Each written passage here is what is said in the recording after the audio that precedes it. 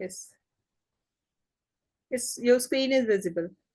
या hello friends, जैसा कि आशा ने बताया है कि रियल एस्टेट अपॉर्चुनिटीज बहुत एक इंटरेस्टिंग टॉपिक होने जा रहा है। उससे पहले मैं कुछ अपने बारे में ब्रीफ बताना चाहूँगी।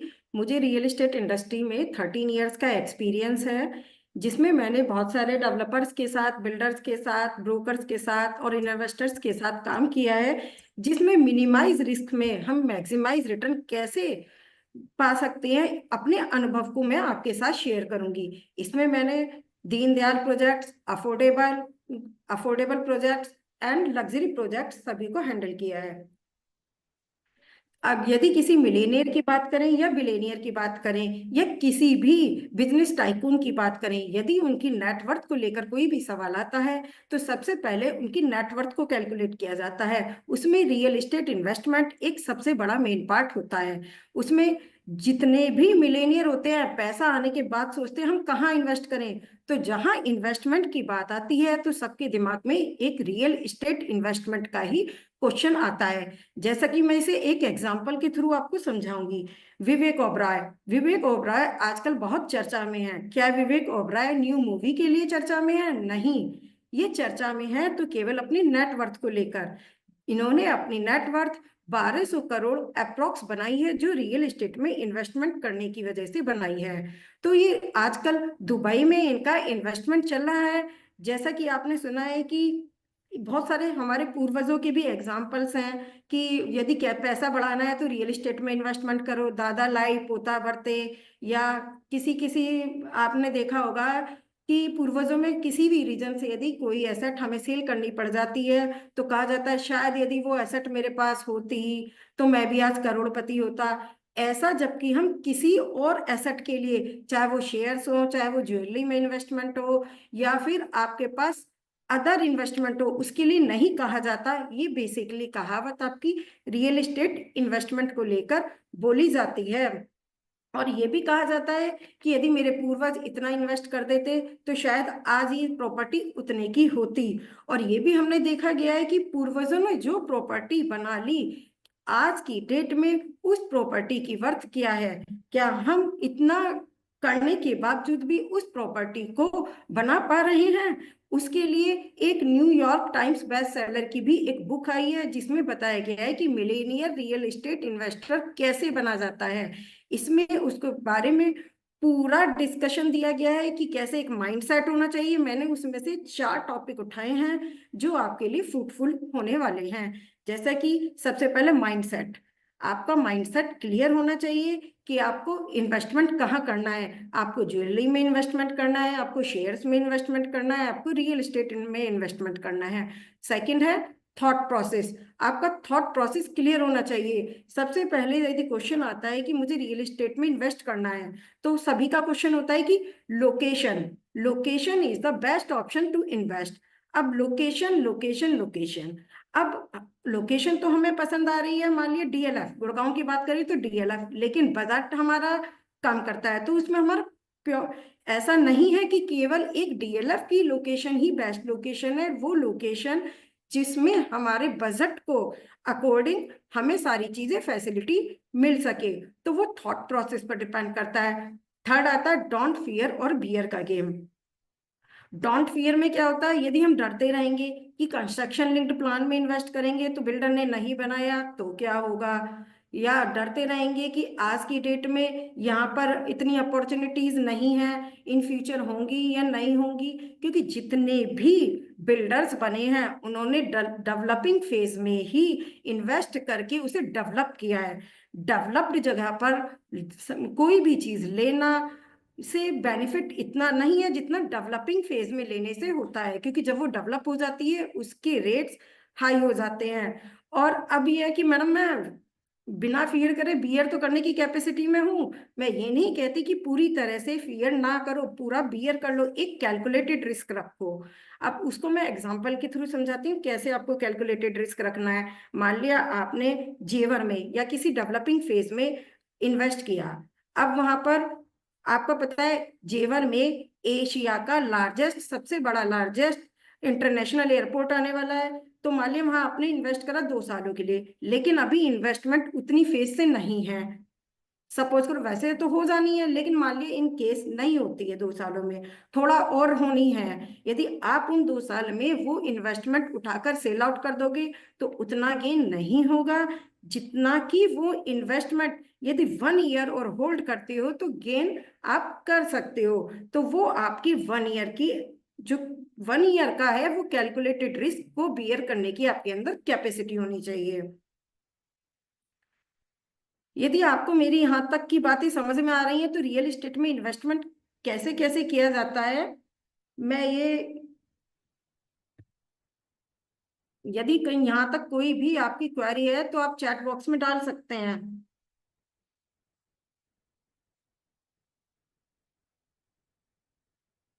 हेलो। आप अभी प्रोसीड कर सकते हैं, अभी कोई क्वेरी है नहीं, अगर आएगी तो आई विल आस्क। अब रियल एस्टेट इन्वेस्टिंग क्या क्या है? रियल एस्टेट इन्वेस्टिंग है, हम रेजिडेंशियल में इन्वेस्ट कर सकते हैं जैसे कि फ्लैट, इंडिपेंडेंट हाउस। कमर्शियल में आपका office space, shops, hotels, malls. Industrial में कोई भी फैक्ट्री सेटअप करना है, मैन्युफैक्चरिंग प्लांट बनाना है।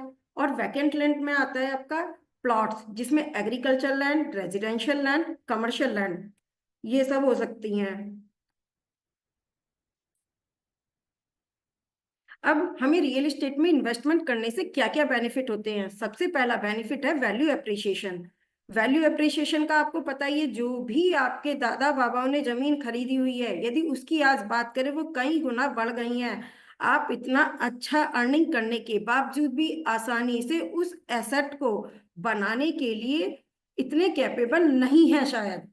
तो वैल्यू एप्रिसिएशन एक सबसे बड़ा पार्ट है, जिसमें यदि उस प्रॉपर्टी को आज आप सेल आउट करते हो तो कैपिटल गेन कन्वर्ट होता है। अब बहुत से लोगों का क्वेश्चन होगा, मैडम सीतारमन ने तो कैपिटल गेन पर इंडेक्सेशन हटा दिया है तो उसमें हमारा अब इतना बेनिफिट वैल्यू एप्रिसिएशन पर कैसे मिलेगा? वो एक सेपरेट मैटर है, वो सेक्शन 54 के थ्रू भी हम इसमें एग्जेम्पशंस ले सकते हैं।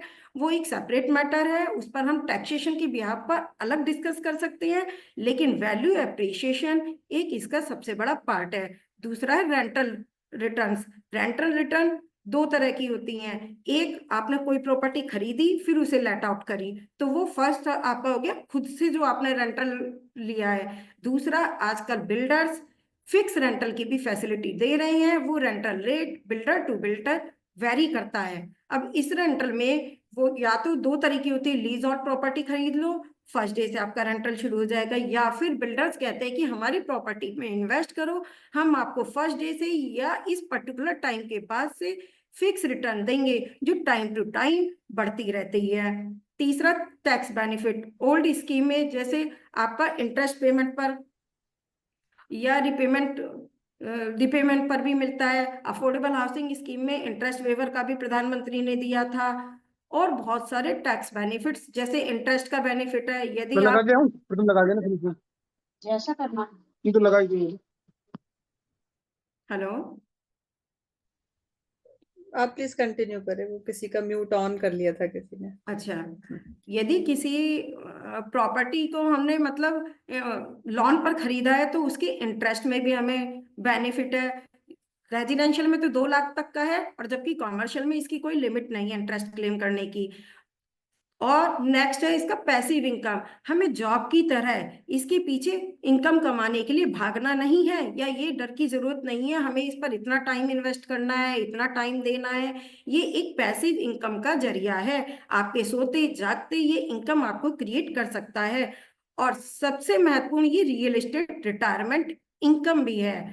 आप मान लिया कोई एक प्रॉपर्टी, एग्जाम्पल भी ले लेते हैं, जिन लोगों के जैसे हरियाणा में ही आपने देखा होगा, दादा बाबाओं ने जमीन खरीद ली और रेंटल पर उठा दी, उनका रेंटल ही इतना आ रहा है कि वो अपना एज होने के बाद अपना तो चला ही रहे हैं बल्कि उनके बच्चे भी उस रेंटल को खा रहे हैं। तो ये रिटायरमेंट इनकम का भी एक जरिया है।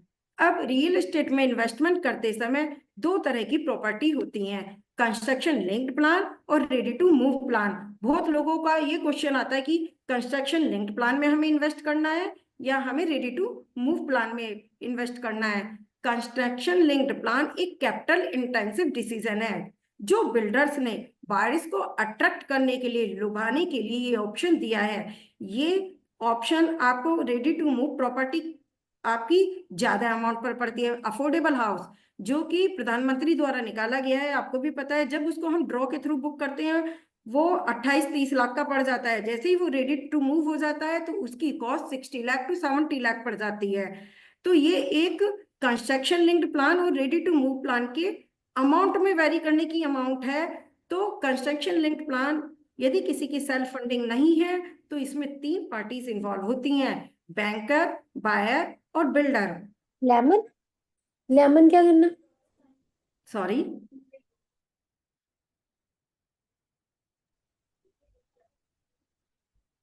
Carry on carry on. Banker, buyer और बिल्डर। बैंक इसमें क्या होता है, थोड़े टाइम के लिए तो जो पेमेंट होती है वो टाइम पीरियड लिंक्ड होती है, बाकी पीरियड के लिए ये होती है कंस्ट्रक्शन लिंक्ड प्लान। मतलब जैसे जैसे कंस्ट्रक्शन होगा, जैसे आप देख रहे हैं इसमें 10% बुकिंग अमाउंट पर देना है, 20% 45 डेज है, तो ये हमारा हो गया आपका टाइम पीरियड प्लान। और बाकी का नीचे सारा हो गया कंस्ट्रक्शन लिंक्ड प्लान। जैसे जैसे कंस्ट्रक्शन कंप्लीट होता जाएगा बैंक फंड रिलीज करता जाएगा।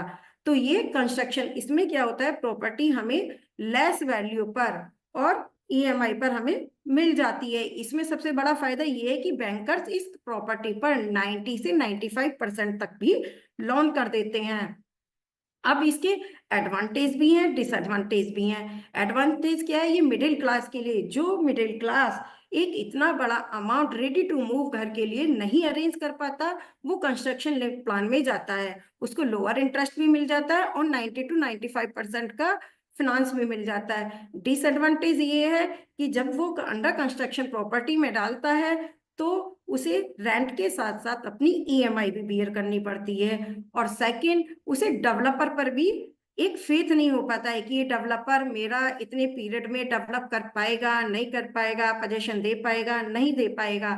लेकिन जब से रेरा आ गया है, real estate regulatory authority, builders के लिए आ गई है, बिल्डर्स बहुत वो हो गए हैं कि इसमें इतना आसर, पहले क्या होता था, इन पर कोई कंट्रोल नहीं था, ये मनमानी तरीके से कस्टमर्स के पैसे को यूज करते थे।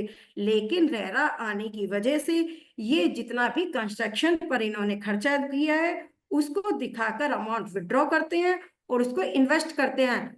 ये नहीं कह सकते कि 100%, लेकिन रेरा आने की वजह से बहुत सारी बिल्डर्स के ऊपर रेस्ट्रिक्शंस आ गई हैं।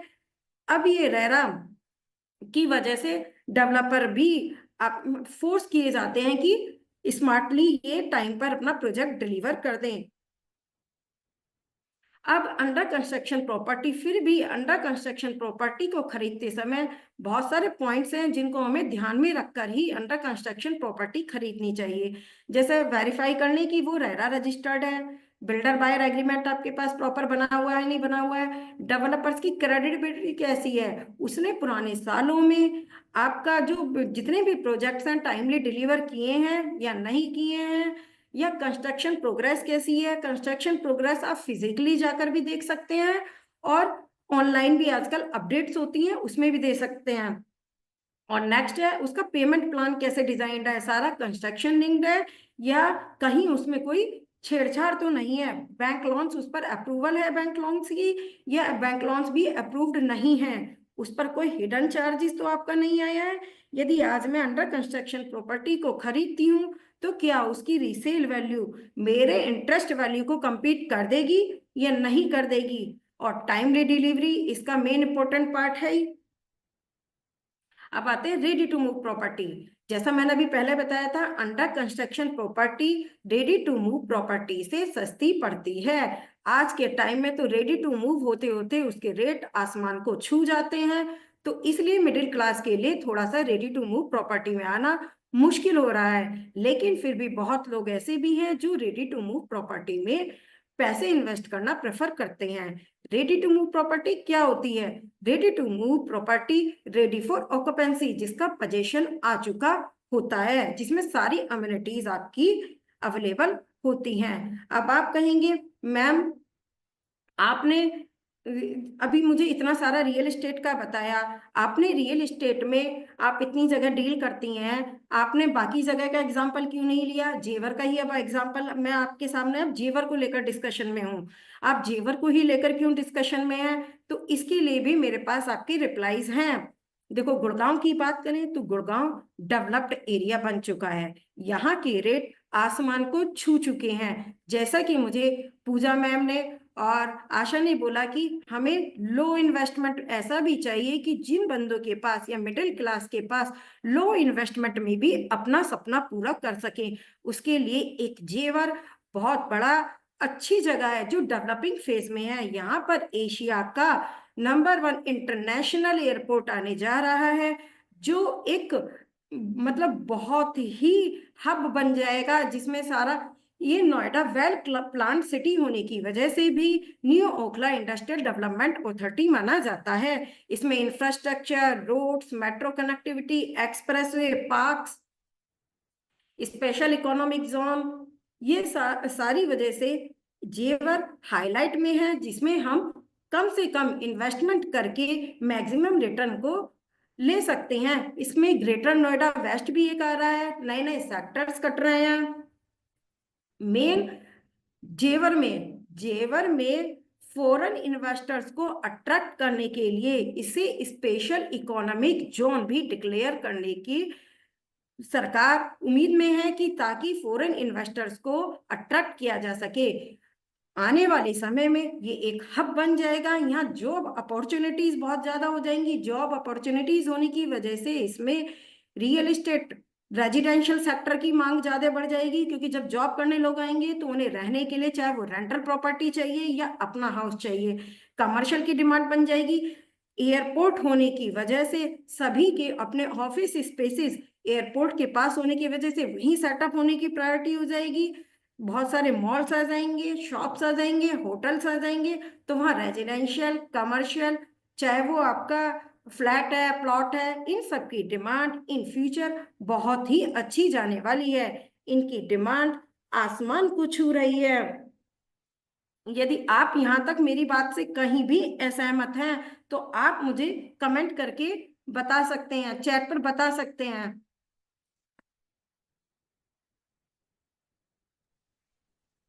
इसमें जो अंडर कंस्ट्रक्शन में जब हम इन्वेस्टमेंट करते हैं तो एक बना रहता है, जो रेरा के आने से पहले ज्यादा इशू था कि कोई विलेज वाले आ गए या जिनका भी लैंड एक्वायर किया गया था आ गए कि जी हम यहाँ पे नहीं बन सकता, ऐसा नहीं हो सकता। जैसे अभी हमने जेवर की साइड में कई प्रोजेक्ट्स देखे हैं जहाँ पे प्रोजेक्ट बन गया, पर जो उसको जाने का रूट है वहाँ बीच में विलेजेस आ रहे हैं, वो विलेज वहां से ना हट रहे हैं ना एक्वायर हो रहे हैं। तो उसका क्या इम्पैक्ट रहेगा और उसको कैसे पता लग सकता है बीइंग एन इन्वेस्टर हमें कि उसकी क्या पोजीशन, एग्जैक्ट पोजीशन क्या है, उसमें हटेगा मैम, नहीं इसको तो मैं हटेगा? सबसे ज्यादा अच्छा मैं अपने एग्जांपल के थ्रू, जो मैंने लूज करा है, मैं अपना ही एग्जांपल देती हूँ। हम्म। मैं रियल एस्टेट इंडस्ट्री में समझ लीजिए 15 साल रही हूँ, लेकिन मैंने उस इंडस्ट्री में होकर भी बहुत कुछ पाया भी है और बहुत कुछ खोया भी है। मैं अपना ही एग्जांपल बताती हूँ। मुझे एक समय 37D है एक प्रोजेक्ट,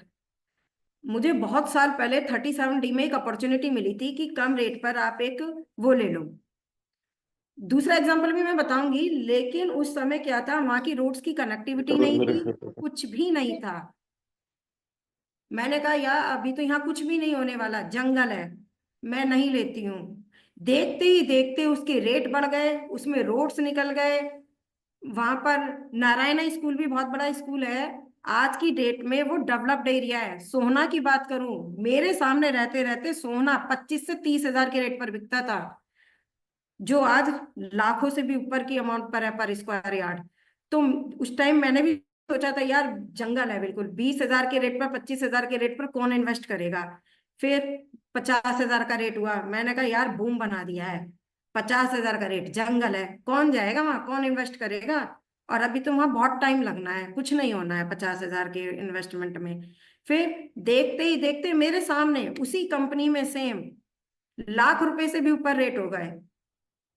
अब मुझे यही होता था शायद कोई मुझे रिवर्स गियर में ढाल दे या कोई टाइम मशीन ले आए, मैं लास्ट गियर में चली जाऊं, काश उस इन्वेस्टमेंट में मैं लगा दूं, क्योंकि आज चाहकर भी 1 लाख, जो चीज मैंने 20,000 रुपये स्क्वायर यार्ड पर देखी है, इतना भी स्ट्रांग दिल इंसान का नहीं होता उसी प्रॉपर्टी पे वो 1.25 लाख के स्क्वायर यार्ड्स के रेट पर तुरंत इन्वेस्ट कर दे। तो ये चीजें मैंने देखी हैं और आप लोगों ने भी देखी होंगी। जो आपके दादा बाबाओं ने जमीन खरीद ली है, साउथ दिल्ली में चले जाओ आप, या डीएलएफ की तरफ चले जाओ, उनके जमाने में क्या 4-4 5-5 करोड़ की जमीनें थी? आज हर एक फेज डेवलपिंग। आप आपसे बड़ी समस्या तो ये सरकार की समस्या है जेवर का। जेवर को उन्होंने एशिया का इंटरनेशनल एयरपोर्ट घोषित कर दिया है और उस पर बहुत तेजी से काम भी चल रहा है, सबको पता ही है। इस पर इतना तेजी से काम चल रहा है कि देखते ही देखते ये पूरा चेंज हो जाना है, ये पूरा एक हब बन जाना है। नोएडा में आपको भी पता है फिल्म सिटी भी है, और यमुना एक्सप्रेसवे के कॉरिडोर से जितने भी टूरिस्ट का सारा आगरा है, वृंदावन हाईवे, सारी चीजें कनेक्टिव है। गुड़गांव तो फिर भी अपना सीवर की प्रॉब्लम है, ये प्रॉब्लम है, तब भी यहाँ के रेट डेवलप्ड एरिया के रेट को छू गए हैं। सेक्टर 70 को ले लो या आप कहीं भी सेक्टर ले लो, सोहना का ही सेक्टर ले लो, क्या वहां इतने रेट आपको लगता था 5 साल पहले कितने रेट छू जाएंगे? वहां भी कनेक्टिविटी नहीं थी, अब हाईवे बन गया है प्रॉपर। मैम जब स्पेशल इकोनॉमिक, मैं अपनी नेक्स्ट उसमें दिखाती हूँ, स्पेशल इकोनॉमिक जोन बना रही है सरकार, फॉरेन इन्वेस्टर्स को यहाँ पर वो कर रही है, तो मैम सारी चीजें डेवलप्ड होने के फेज में है। मैंने यहाँ दिया भी है पीपीटी में, government plans to create special economic zone around the airport to attract foreign investors. और एयरपोर्ट की जो लोकेशन है यमुना रिवर के बिल्कुल पास की है। यहाँ अभी की जो सिचुएशन है, पहले 4 साल पहले जेवर में आपको पता हो रेट बिल्कुल समझ लो वहाँ एग्रीकल्चर लैंड वाले हिसाब था। आज की डेट में भी जो रेट है वो हाइक कर गए हैं। मैंने अंडर कंस्ट्रक्शन प्रॉपर्टी का आपको बताया है। देखो जैसे कि हर्ष ने भी बताया कि हम वो तो होते ही नहीं है, ना एस्ट्रोलॉजर होते हैं, ना हम कोई ज्योतिषी होते हैं। हम तो अपने पिछले अनुमानों से ही बताते हैं कि इस प्रॉपर्टी में लगा दो अंडर कंस्ट्रक्शन। आज बिल्डर सही कर रहा है, लेकिन 4 साल, मान ली एब्सोल्युटली। आपकी प्रॉपर्टी 4 साल बाद होनी है पोजेशन, मुझे नहीं पता आगे फ्यूचर 4 साल में भी डेवलपर सेम क्रेडिटेबिलिटी रखेगा या नहीं रखेगा। मैं तो हिस्टोरिकल डाटा उसका चेक करके ही बता पाऊंगी कि ये डेवलपर अभी तक सही पोजीशन में जा रहा है, सही दे रहा है, और आगे फ्यूचर ग्रोथ के चांसेस हैं। तो वो तो सारा हिस्टोरिकल, सारी चीजें हिस्टोरिकल डाटा बेस्ड होती हैं।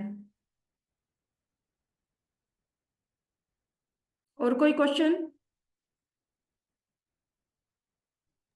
भी और कोई क्वेरी नहीं है रिलेटेड टू टॉपिक, तो एक है that we will discuss after your session.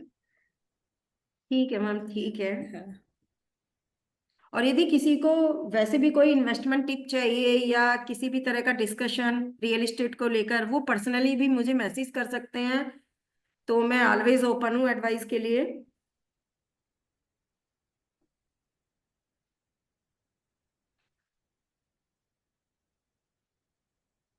Noida में टॉप बिल्डर्स की एक लिस्ट है, जैसे कि Godrej, Kalpataru, Tata, Max real estate, Bhutani, Ace Purvanchal, Gaurs, Eldeco, Prestige group और फेयरफॉक्स। नोएडा पहले इतना डेवलप्ड नहीं था, लेकिन नोएडा का विस्तार बहुत तेजी से हो रहा है, बहुत तेजी से ग्रो कर रहा है। समझ लीजिए योगी ने बिल्कुल उसका काया पलट चेंज कर दिया है। इस पर नोएडा से सटा हुआ ग्रेटर नोएडा, अब न्यू ग्रेटर नोएडा, उसे भी लगा हुआ एक न्यू ग्रेटर नोएडा आ रहा है। वहां भी प्लॉट्स का बहुत ग्रीनरी में बहुत सारी चीजें आ रही हैं, और देखते ही देखते वो आसमानों को रेट छू जाएंगे। मैंने इसमें दिया भी है वाई नोएडा, क्योंकि वहां का इंफ्रास्ट्रक्चर, एक्सप्रेसवे, एयरपोर्ट आपका फुल्ली कनेक्टेड है यमुना एक्सप्रेसवे से, जो टूरिस्ट के लिए, आगरा पहुंचने वाले टूरिस्ट के लिए, मथुरा पहुंचने वाले, वृंदावन पहुंचने वाले टूरिस्ट के लिए बिल्कुल इजियर वे है। मेट्रो लिंक्स है, airport location near the Yamuna river है, इकोनॉमिक डेवलपमेंट है। जैसे ही ये एयरपोर्ट बनकर तैयार हो जाएगा, समझ लीजिए एशिया का सबसे बड़ा इंटरनेशनल एयरपोर्ट बनने जा रहा है। जब उसे एशिया का इंटरनेशनल सबसे बड़ा इंटरनेशनल एयरपोर्ट का नाम दिया है, तो वहां पर फैसिलिटीज तो आप समझ ही सकते हैं कितने जोरों शोरों से होने वाली हैं। फिल्म सिटी को भी यहाँ पर इसमें बड़ा करने का पूरा प्लानिंग चल रही है। नोएडा का एक स्टेज पर आप आएंगे जब देखेंगे कि नोएडा का पूरा कायाकल्प हो जाएगा, बिल्कुल फौरन में बदल जाएगा।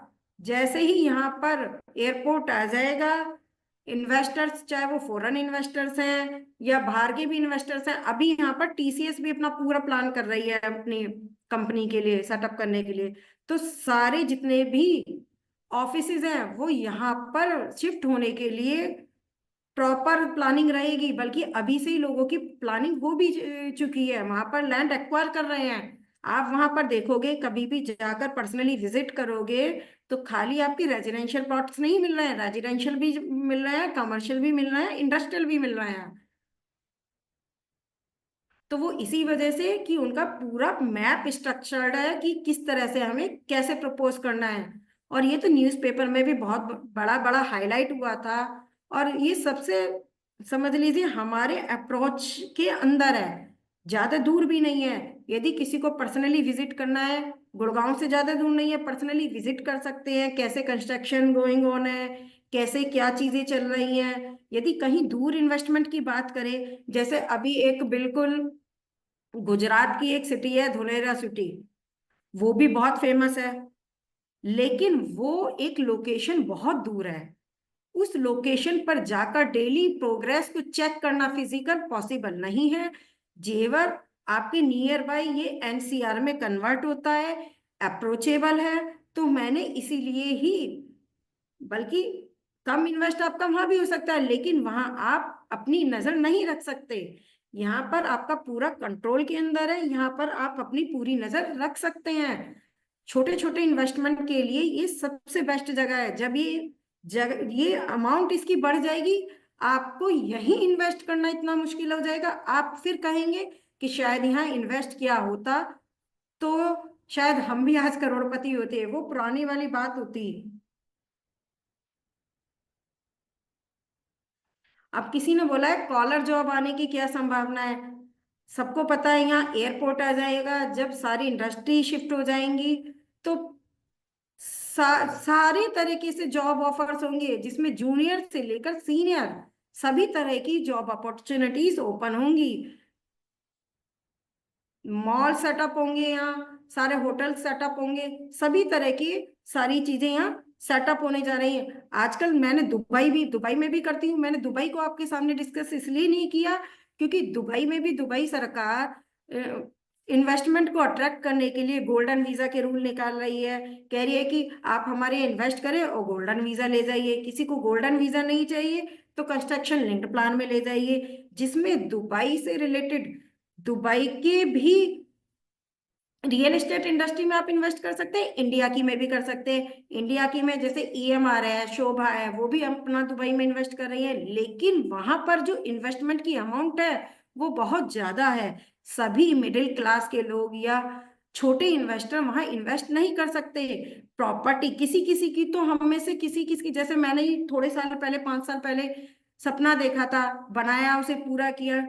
और कितने नाजाने लोग सीए में मिडिल क्लास से आए हैं या लोअर मिडिल क्लास से आए हैं, उनका तो एक घर बनाने का एक सपना होता है।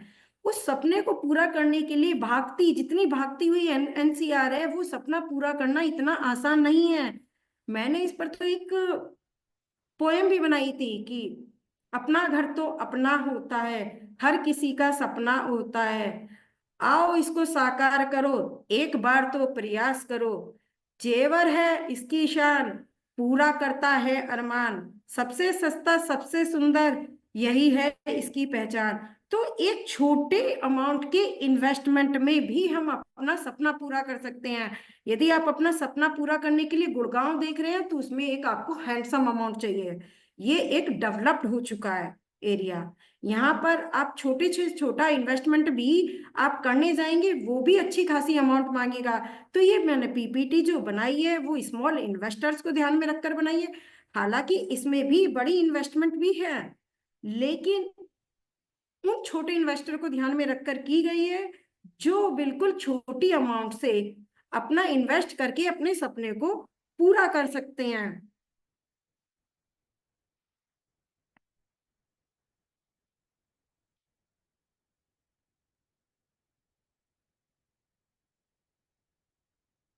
अब जैसे मैंने इसमें बताया, लोकेशन नोएडा में भी sector 150, sector 137, sector 129, Noida greater Noida expressway पर ये नए नए सेक्टर्स कट रहे हैं वहां जाकर। तो अभी इनकी ग्रोथ धीरे, जैसे पहले गौर सिटी नहीं था, अब ये गौर सिटी पूरा डेवलप्ड हो गया है, वहां के रेट आसमान छू गए हैं, 2-2 3-3 करोड़ के फ्लैट्स हैं। क्या कुछ साल पहले 2012 की बात करें या 15 की बात करें, वहां कुछ भी नहीं था। लेकिन आज के रेट आपकी अप्रोच के या मेरी अप्रोच के बाहर निकलते जा रहे हैं। सेक्टर 142, 143, 150,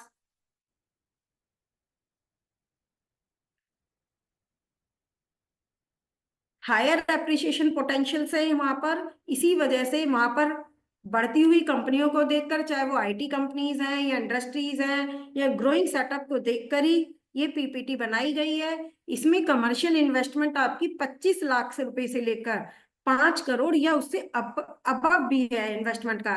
तो 25 लाख एक बहुत छोटी सी अमाउंट है। जो इन्वेस्टर या जो भी छोटी अमाउंट में अपना सपना पूरा करना चाहता है रियल एस्टेट में इन्वेस्टमेंट के थ्रू।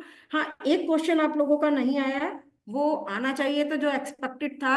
आजकल रियल एस्टेट इन्वेस्टमेंट ट्रस्ट बहुत प्रचलन में है।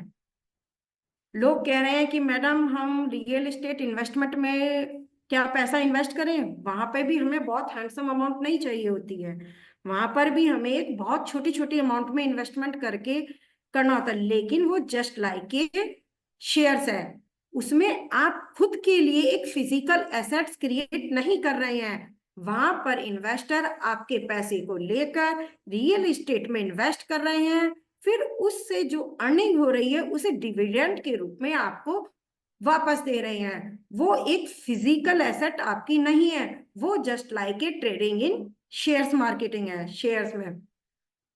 तो मेरा मानना, सबकी राय अलग अलग हो सकती है, लेकिन मेरा मानना ये है वो आपकी नेटवर्थ, नेटवर्थ में जो आता है वो फिजिकल एसेट में इन्वेस्टमेंट करने पर ही आता है। और वो सुकून भी दिल को देखो फिजिकल एसेट को इन्वेस्टमेंट में करके ही आता है।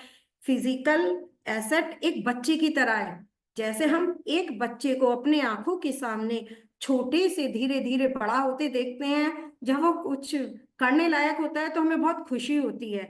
इस तरह हम जब इन्वेस्टमेंट अमाउंट, छोटी सी इन्वेस्टमेंट को, मान लिया सपोज हमने कहीं इन्वेस्ट करा, 5 लाख का प्लॉट लिया या 20 लाख का प्लॉट लिया, जब हम उसे अपनी आंखों के सामने धीरे धीरे बड़ा अप्रिशिएट होते हुए देखते हैं तो जो खुशी दिल को मिलती है वो शेयर्स में डालकर नहीं लगती।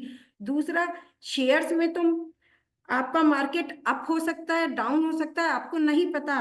लेकिन रियल एस्टेट में भी कहा जाता है बूम है, डाउन हो जाए, लेकिन कभी भी प्राइस घटे नहीं है।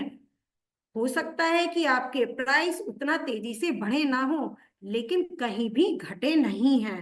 क्या आपने कभी सुना है आपके दादा बाबा ने या किसी ने कोई प्रॉपर्टी खरीदी है कि हमने यहाँ प्रॉपर्टी खरीद ली और मर गए, हमारे पैसे डूब गए?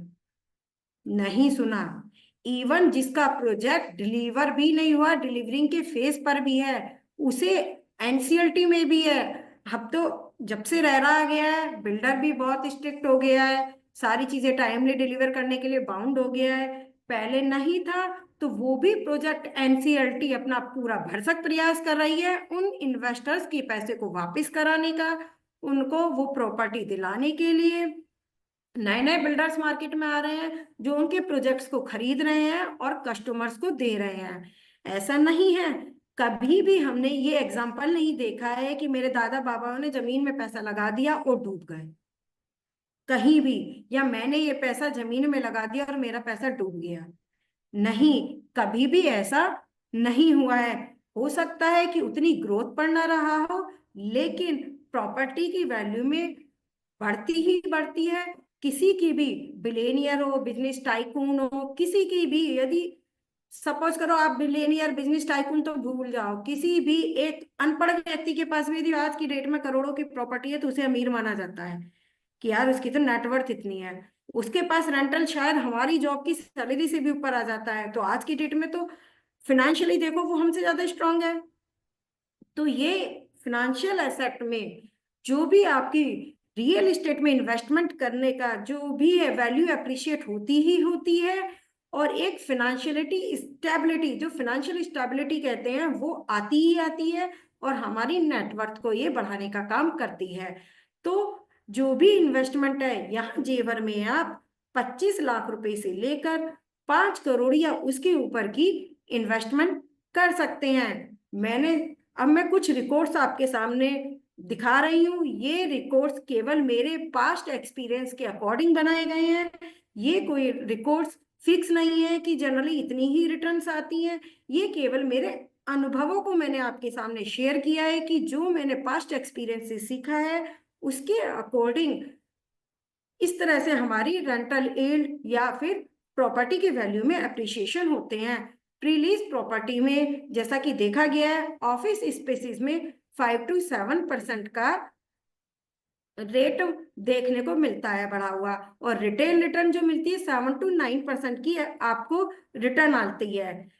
और वैल्यू में, एसेट की वैल्यू में जो अप्रिशिएशन देखा गया है वो 1000 पर स्क्वायर फीट पर ईयर के रेट पर देखा गया है। ये है आपकी प्रीलीज प्रॉपर्टी के केस में।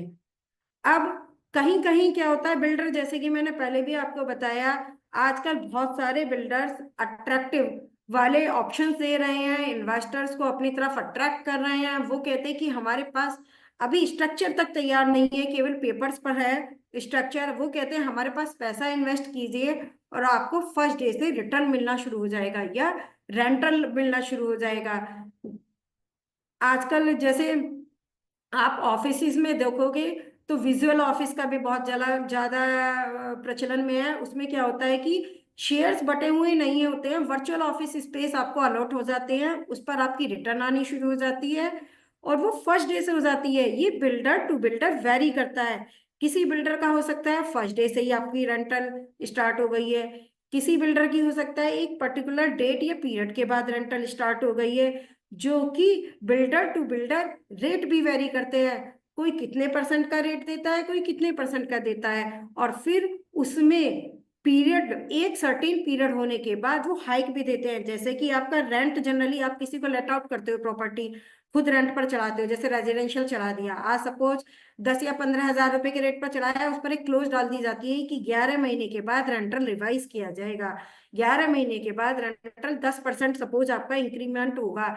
तो कमर्शियल में क्या होता है, 10% 15% तो नहीं होता, कम ही होता है इंक्रीज, लेकिन बिल्डर से भी वो क्लोज डाले रखते हैं जिसमें आपका रेंटल यील्ड एक सर्टेन पीरियड के बाद इंक्रीज होता जाता है कि इतने पीरियड के बाद, इतने इतने पीरियड के बाद, ये लीज आपकी इतने सालों की है, 9 years की लीज है, तो उसमें इतने पर्टिकुलर एक पीरियड के बाद आपका रेंटल इतने इतने परसेंटेज इंक्रीज हो जाएगा।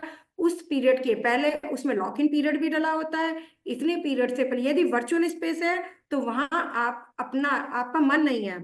एक और मैं आपके साथ, शायद सब लोगों को ये पता ना हो, दो तरह के ऑफिस स्पेस होते हैं, वर्चुअल ऑफिस स्पेस, एक होता है physical office space. Virtual office space में ऐसा नहीं होता है कि जब आपका दिल चाहे आप लीज कैंसिल कर दो और अपना ऑफिस सेटअप करके बैठ जाओ।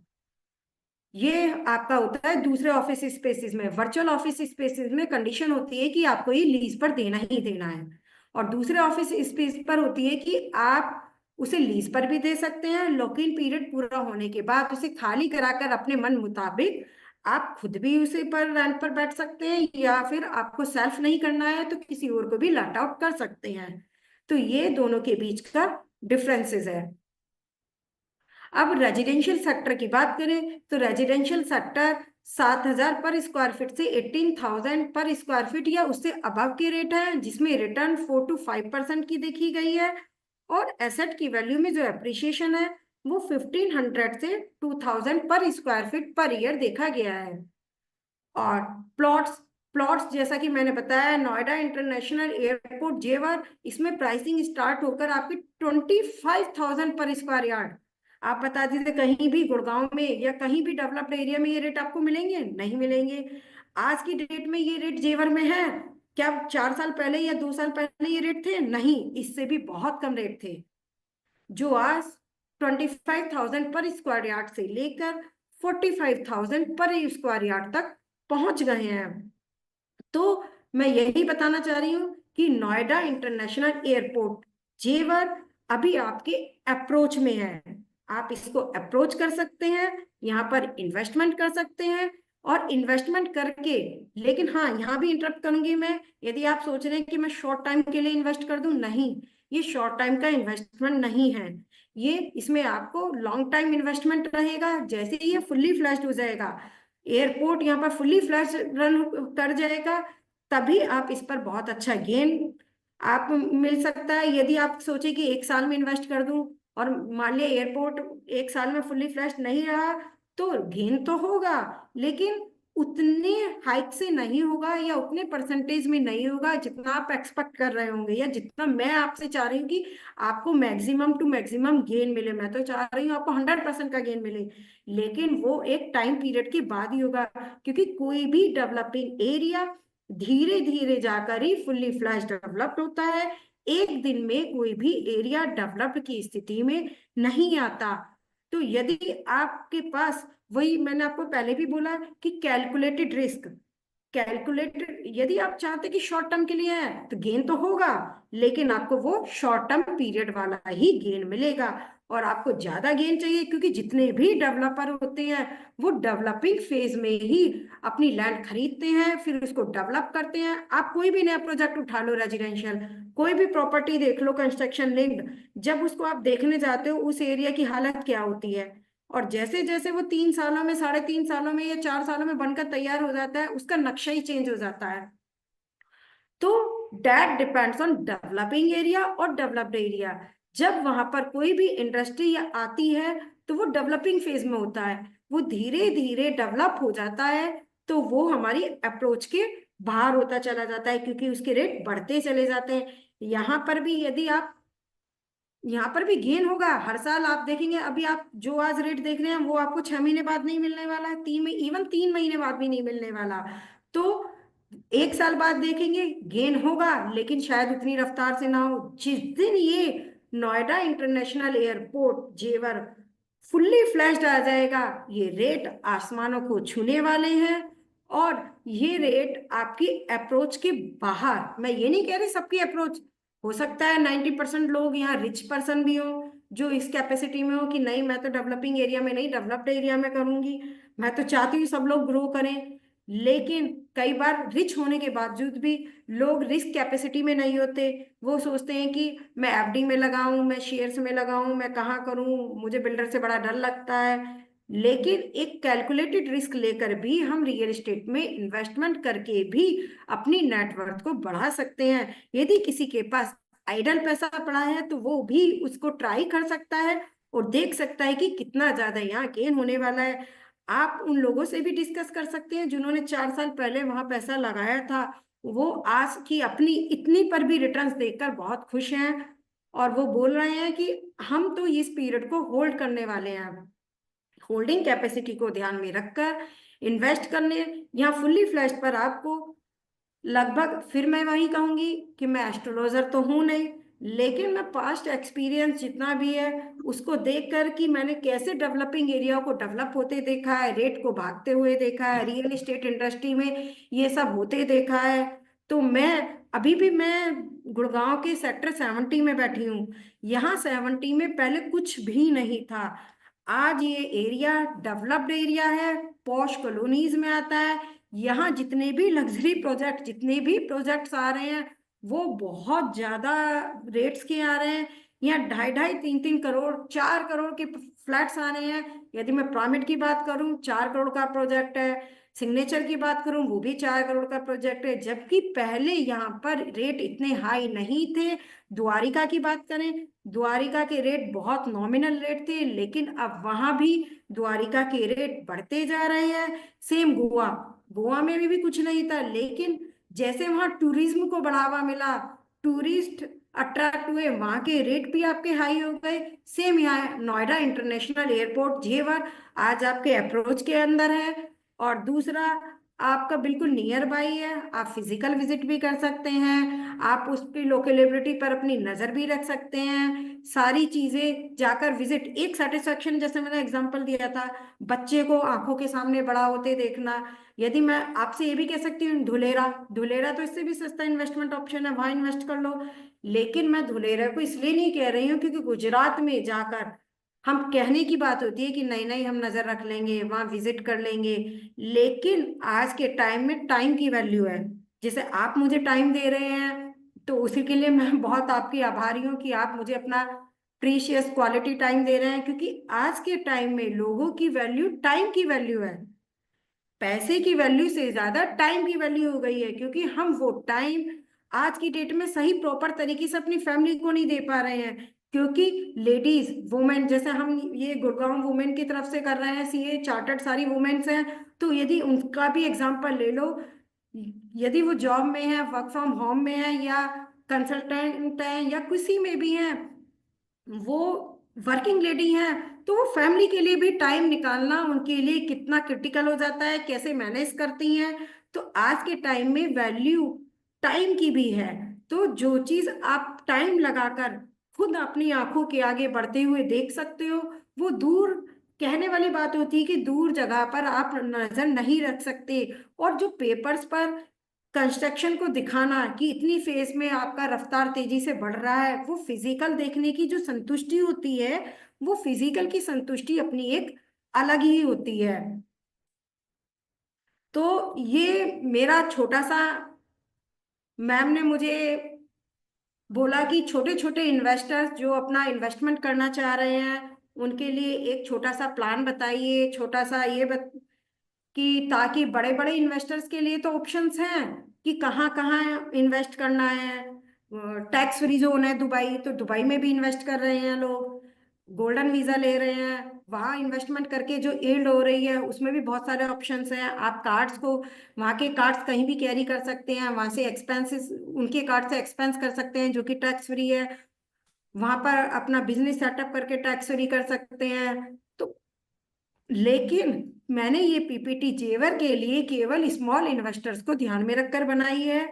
अंडर कंस्ट्रक्शन प्रॉपर्टी में भी आप डाल रहे हैं तो रेरा बहुत स्ट्रिक्ट हो गया है। मैं ये नहीं कह रही कि पहले के आप देख रहे होंगे पहले की प्रोग्रेस और आज की प्रोग्रेस, पहले का बिल्डर और आज के बिल्डर में फर्क आया है, कंट्रोल आया है, गवर्नमेंट स्ट्रिक्ट है। गवर्नमेंट ने भी इसी बजट में आपको भी बताया है कि जैसे नए नए अफोर्डेबल हाउस, अब उन्होंने, सीतारमन ने अपनी स्पीच में ही कहा था, उन्होंने अफोर्डेबल हाउस को प्रमोट किया है।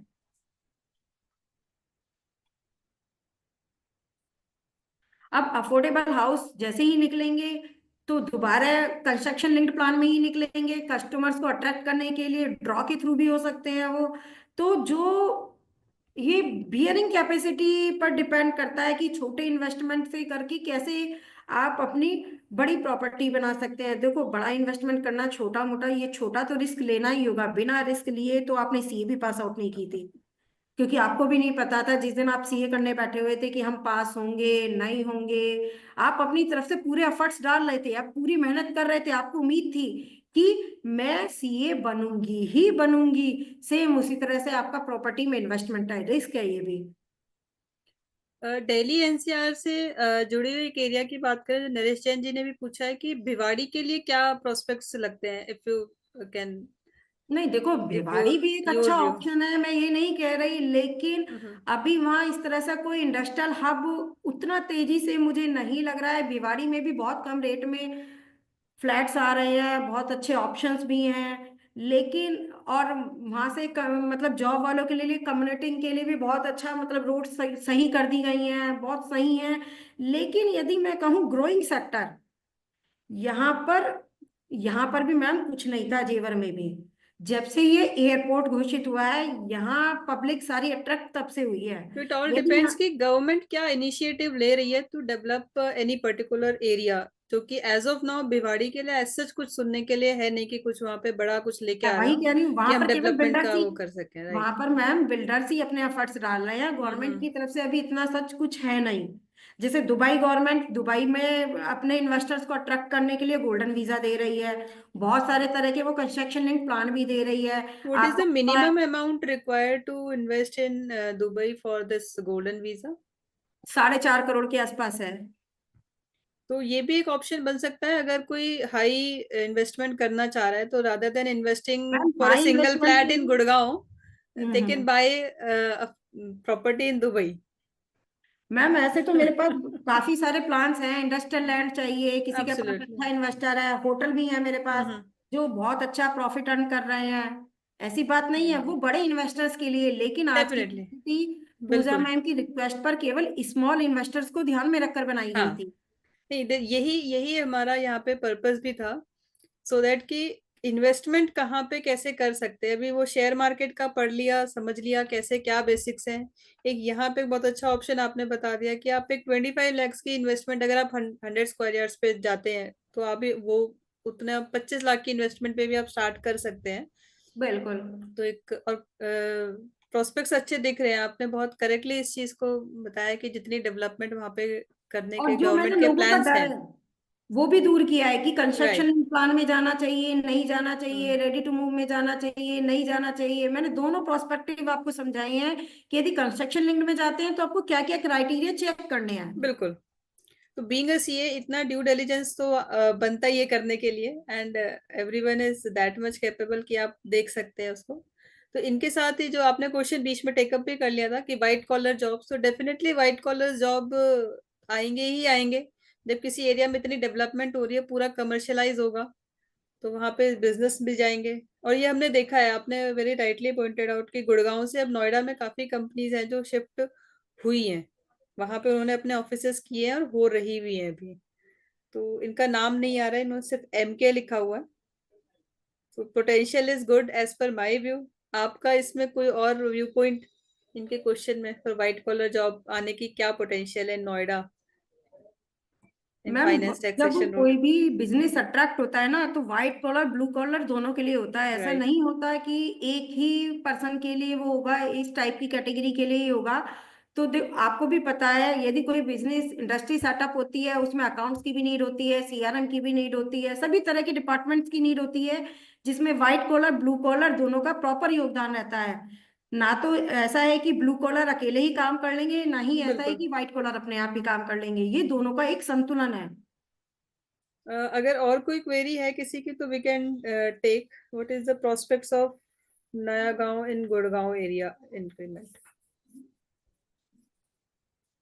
नए नया गांव गांव। में भी मैम आप देख लीजिए, 92 का बात कर लीजिए, या नए एरिया 85 80, इन सब की बात कर लीजिए कि वहां पर इन्वेस्टमेंट कोई भी 25 लाख रुपए में आज की डेट में नहीं है, इवन 50 में भी नहीं है। तो अगर आप और स्मॉल कितने इन्वेस्टमेंट सोच के कितने चल रहे टाइम हैं में तो वो that is proper not the develop right होगा प्लेस। ना, उसका अभी हमारे पास कुछ है।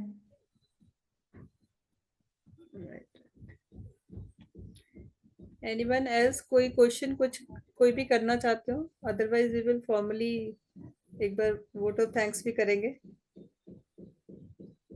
नहीं, यदि किसी को मतलब यहाँ पर ग्रुप में डिस्कशन नहीं करना चाह रहे हैं तो मुझे पर्सनली भी मैसेज कर सकते हैं, पर्सनली एडवाइस ले सकते हैं। मैं ऑलवेज ओपन हूँ किसी भी एरिया को लेकर। कोई छोटा इन्वेस्टर है तो उस तरह के भी हैं, और बड़ा इन्वेस्टर है तो उस टाइप के भी प्लान्स हैं, तो वो हम सेपरेट भी डिस्कस कर सकते हैं।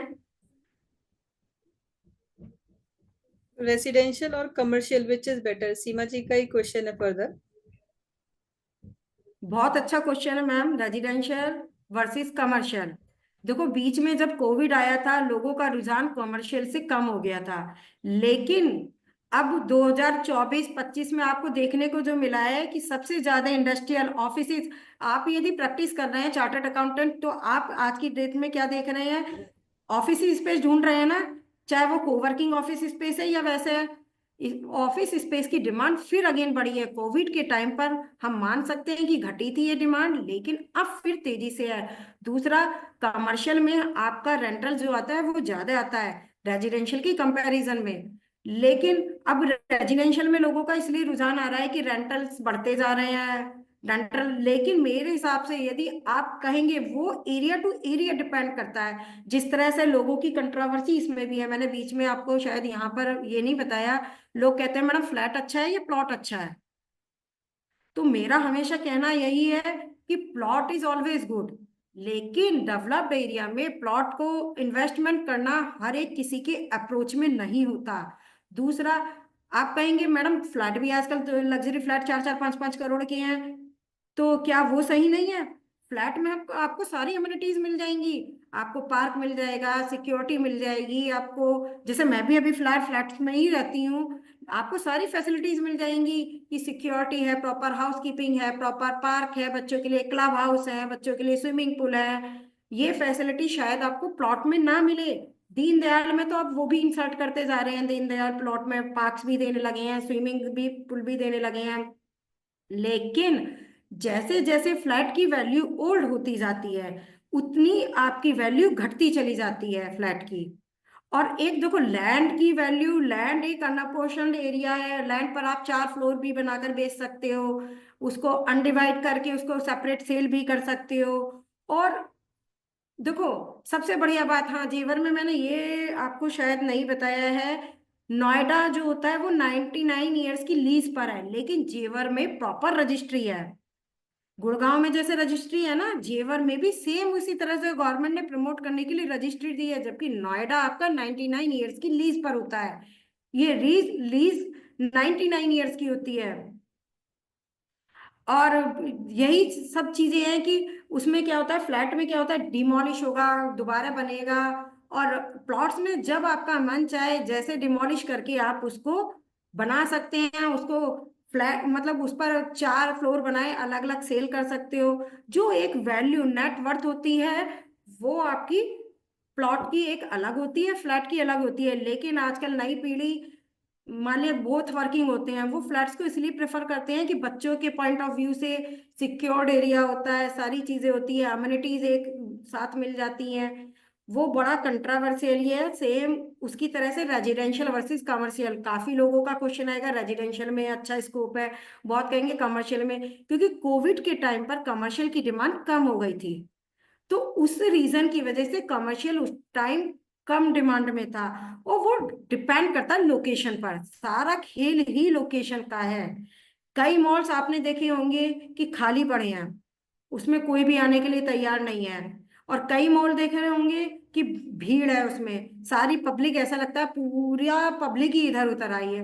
वो डिपेंड करता है कि आपका कमर्शियल का एरिया या रेजिडेंशियल का एरिया, लोकेशन क्या है, कहाँ आपने इन्वेस्ट किया है। तो वो सबकी opinion location to location vary कर जाते हैं। कहीं पर रेजिडेंशियल की डिमांड है, आपको एक सेक्टर लोगे, आप कहोगे वहां पर मुझे रेजिडेंशियल में इन्वेस्ट करना चाहिए कमर्शियल में, उसका ओपिनियन तो हम दे सकते हैं। आप जनरल कहेंगे कि रेजिडेंशियल में मैं इन्वेस्ट करूं या कमर्शियल में, जनरल डिसीजन ले पाना इतना आसान नहीं है। वो डिपेंड करता है आपकी लोकेशन पर, कि लोकेशन क्या है आपकी, और आगे की उसमें कितने चांसेस हैं, कि कितना ग्रोथ करने के चांसेस हैं। तो वो सारा डिपेंड करता है आपका लोकेशन, रियल एस्टेट ही पूरी डिपेंड लोकेशन पर है। आप किसी जंगल में, आप, मैं सबसे बड़ा एग्जांपल देती हूँ, किसी ने एक जंगल में महल बनवाया, और नोएडा में उसने महल नहीं बनवाया, विला बनवा लिया। तो क्या जंगल में उसके महल की वैल्यू है, या विला, गुड़गांव के विला में उसकी वैल्यू है? 500 गज का बनवाया है जंगल में, और यहाँ उसका 200 गज में ही है विला। आप कहोगे मैम वहां तो महल है, यहाँ तो विला है केवल छोटा सा। आपके यदि किसी गांव में आपका मकान होगा, तो उस मकान की वैल्यू और गुड़गांव के मेन मकान की वैल्यू दोनों लोकेशन पर डिपेंड करती है। रियल एस्टेट इंडस्ट्री पूरी डिपेंड ही लोकेशन पर करती है। अदरवाइज छोटा छोटा इन्वेस्टमेंट आपको बहुत जगह मिल जाएगा, आप इधर कर दीजिए उधर कर दीजिए, इन्वेस्टमेंट सब जगह इन्वेस्टमेंट ही इन्वेस्टमेंट है कि रियल एस्टेट यहाँ। लेकिन पर्टिकुलर जो रियल एस्टेट में इन्वेस्टमेंट करके जो ग्रोथ मिलती है, वो मिलती है लोकेशन के अकॉर्डिंग। एक क्वेश्चन है इनका, सीमा जी का, कि गुड़गांव एरिया में 50 लाख के रेंज में कमर्शियल इन्वेस्टमेंट का कोई एरिया है क्या? मैम है, वो आप सेपरेट मुझसे बताएंगे, पूछेंगे तो मैं आपको बता दूंगी। मैं आपको काफी सारे ऑप्शन शेयर कर दूंगी। कुछ और क्वेरीज भी हैं, इनकी भी है एमके की, बट आई सपोज कि वो भी थोड़ी सी उसमें जहाँ पे और डिटेल्स आपको चाहिए होंगे कि क्योंकि इनका है कि गुड़गांव में काफी प्रॉब्लम है, सीवर की है, ये तो different area wise area specific हो जाएगा। तो सर मैम आप तो जो कॉन्फिडेंस भी कहाँ हैं से आई आएगा थिंक गुड़गांव में, कि ये आप। ऑफलाइन डिस्कशन बेटर हो जाएगा, बिकॉज हमारा टाइम भी ऑलरेडी होने वाला है, तो we need to close the session also. आप एक बार अपने नंबर वाला स्लाइड शेयर कर दीजिए, तो हाँ, सो मेरा दैट। स्लाइड ओपन यस है। यस, नहीं आ ट्रिपल गया आ एट। गया। हाँ जी, हाँ जी। Yes. So I would request participants to note down the number, or we will share this PPT with the participants also, so you can get her number and can connect with her for any of your investment related queries. क्योंकि यहाँ पे limited time है, तो limited चीजें यहाँ पर रही हैं, और जो एक सबसे बड़ी चीज जो इन्होंने क्लियर की है कि यहाँ पे स्मॉल इन्वेस्टमेंट को ध्यान में रख के बनाया गया है। तो उनके पास बिग इन्वेस्टमेंट की भी है, तो if you have big ticket size then you can very well connect हर नहीं, आप इन्वेस्ट। मैम को भी बोल सकते हैं, वो फिर मैं दुबई के लिए real estate opportunities in Dubai, वो भी आपके लिए एक पीपीटी के थ्रू मैं समझा सकती हूँ, लेकिन वो डिपेंड करेगा कितने पार्टिसिपेंट इंटरेस्टेड हैं। हाँ नहीं बिल्कुल, हम उस चीज को करेंगे। तो विद दिस मैं फॉर्मली आपका थैंक्स करना चाहूंगी। काफी अच्छे से आपने एक दिल्ली एनसीआर रीजन के लिए बता दिया कि आप कैसे कर सकते हो, कहाँ कर सकते हो इन्वेस्टमेंट, और क्या सोच के करना चाहिए। तो आपने इसको ज्वाइन किया है? किसका है? And I would also like to thank our first speaker Harsh in absentia, उनको निकलना पड़ा था कहीं, तो he has left for his meeting. तो and thanks to each of the participants कि बहुत पेशेंसफुली आप लोगों ने सेशन ज्वाइन किया और अपने क्वेश्चन पूछे, इंटरेक्टिव बनाया। और एंड सबसे इम्पोर्टेंट, अपना वैल्यूएबल टाइम दिया। एब्सोल्युटली, वो संडे को इवन, मतलब संडे को टाइम देना is quite a difficult thing, but Sunday को आप लोग टाइम निकाल के आए। एंड वी होप कि आगे भी आप हमें इसी तरह से करते रहेंगे ज्वाइन। जैसा मैंने स्टार्टिंग में बताया था कि सीए विमेन ऑर्गेनाइजेशन है गुड़गांव की, तो हम लोग जो मेन हमारा काम, जो हमारा फोकस है, टू डेवलप करना है अपने विमेन चार्टर्ड अकाउंटेंट्स को, चाहे वो वर्क फ्रॉम होम क्या क्या क्या कर सकते हैं, कहाँ उनके लिए अपॉर्चुनिटी है, उनको एज ए स्पीकर डेवलप करना, या किसी और चीज में किसी भी तरह की हेल्प चाहिए, वो प्रैक्टिस में है, किसी काम को समझना है कैसे करना है, क्या कर सकते हैं। तो ये उस सभी चीजों को ध्यान में रखते हुए हमने ऑर्गेनाइजेशन बनाई है, so that we can help each other. यहाँ पे सब एक दूसरे की हेल्प के लिए होंगे, कोई ये एम्प्लॉयर एम्प्लॉय जैसी चीज नहीं है। तो आप लोगों से रिक्वेस्ट करूंगी कि आप इस वर्ड्स को स्प्रेड कीजिए, और जो भी जुड़ना चाहते हैं हमसे, आप मेरा नंबर आप लोगों के पास होगा, नहीं है तो मैं चैट बॉक्स में लिख देती हूँ, आप कनेक्ट करवा सकते हैं। 8130076256।